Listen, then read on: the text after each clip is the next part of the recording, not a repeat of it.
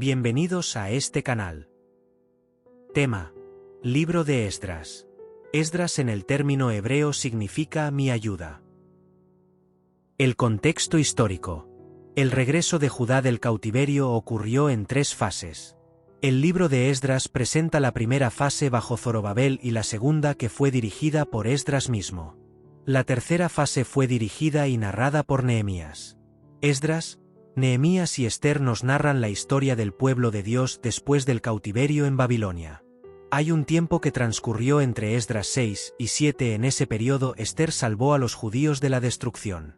Por mucho tiempo los profetas como Isaías, Miqueas, Jeremías y otros habían advertido sobre el cautiverio que pasaría si el pueblo no se arrepentía. No supieron escuchar a Dios, por tanto fueron llevados cautivos. Al estar exiliados se dieron cuenta que el juicio era por sus pecados. Dios en su misericordia dio al pueblo de Judá una promesa de restauración. Que su cautiverio terminaría luego de 70 años. Que volvería a Jerusalén con ayuda de Ciro. Esto dice el Señor en Jeremías capítulo 29. Versículo 10. Ustedes permanecerán en Babilonia durante 70 años.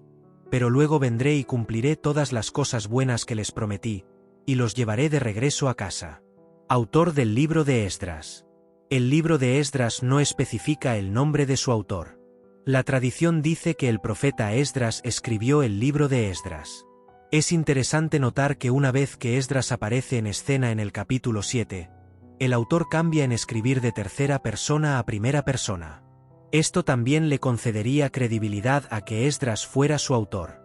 En las escrituras hebreas, los libros de Esdras y de Nehemías forman un solo libro que se llama Esdras. Introducción al libro de Esdras. El libro de Esdras está dividido en 2 partes. El libro comienza con una breve introducción que explica cómo se produjo el primer regreso de los cautivos. Ciro, rey de Persia, hizo una proclamación en la que se permitía a los judíos regresar a Jerusalén a emprender la reconstrucción del templo y a volverse a establecer en su tierra natal. Fueron como 50.000 personas que regresaron a Jerusalén al mando de Zorobabel. Al llegar empezaron a trabajar en la reconstrucción del templo a pesar de las oposiciones de sus enemigos. Continuaron con el proyecto hasta finalizarlo. La segunda parte relata la llegada de Esdras a Jerusalén al frente de otro grupo de cautivos. Pasaron como 60 años después de la terminación de la reconstrucción del templo. Así como Zorobabel había conducido al pueblo a reconstruir la casa de Dios, la misión de Esdras era guiar al pueblo a un reencuentro con Dios y su ley. Esdras luchó junto con otro líder judío, Nehemías, por implantar reformas religiosas en el pueblo durante ese periodo. Esdras fue un sacerdote y un escriba. Libro de Esdras. El libro de Esdras se divide en 2 secciones.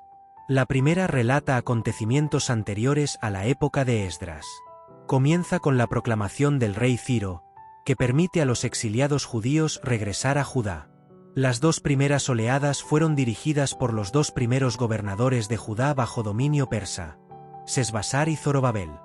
Zorobabel y Josué, el sumo sacerdote, se unen para dirigir el proyecto de reconstrucción del templo. Los exiliados judíos retornados pronto se encuentran en conflicto con otras personas que viven en la zona, y en última instancia, en desacuerdo con el gobierno, y el trabajo para reconstruir el templo se detiene. Con el ánimo de los profetas Ageo y Zacarías, la construcción del templo se reanuda. En el año 516 a.C., el templo, símbolo de la presencia de Dios entre su pueblo, fue consagrado de nuevo, lo que significaba la culminación de los 70 años que Jeremías había proclamado. Esdras 7 al 10 se centra en un periodo posterior, que comienza en el año 458 a.C. Una orden del rey persa Artajerjes, que reinó unos 60 años después de Ciro, envía a Judá a un escriba y sumo sacerdote llamado Esdras como autoridad en la ley de Dios. Cuando llega, nombra y forma a jueces y magistrados para el liderazgo de Judá. La atención de Esdras se dirige primero a la cuestión de los matrimonios mixtos entre hombres de Judá y mujeres extranjeras del pueblo local que vivía en la tierra. El pueblo de Dios había desobedecido su mandato de vivir separado como nación santa, y los matrimonios mixtos probablemente habían llevado a sincronizar el culto a Jehová con dioses extranjeros. Bajo el liderazgo de Esdras, El pueblo se arrepiente y los hombres renuncian a sus esposas extranjeras. Enseñanzas del libro de Esdras.